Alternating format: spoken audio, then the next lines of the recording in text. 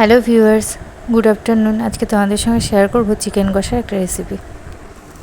প্রথমে চিকেনগুলোকে ভালো করে ধুয়ে আমি মশলাটা করে নেব। আদা রসুন লঙ্কাটা আমি বেটে নিয়েছি, আর পেঁয়াজ পুরোটাই ভেজে দেবো।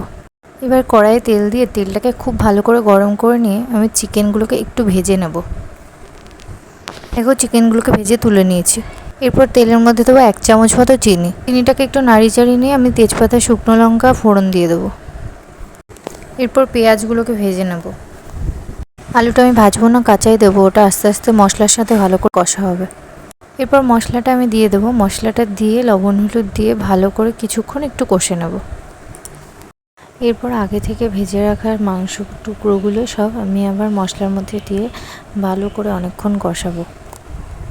মাংসটা কষানো হয়ে গেলে এবার আমি মাংসের মধ্যে জল দিয়ে দেবো। জলটা আমি আগে ভালো করে গরম করে রেখেছিলাম। মাংসে গরম জল দিলেই ভালো হয়। মাংসের ঝোলটা কিছুক্ষণ ভালো করে ফুটিয়ে নেব। ফুটিয়ে নেওয়ার পর আমি একদম লো ফ্লেমে দিয়ে কিছুক্ষণ ঢেকে রাখবো। কিছুক্ষণ ঢেকে রাখার পর যে তেলটা ছেড়ে দেবে আমি ঢাকনাটা খুলে গরম মশলা দিয়ে নামিয়ে দেবো। আমার এই ভিডিওটা যদি তোমাদের একটু ভালো লেগে থাকে তোমরা একটা লাইক কমেন্ট করো। টাটা।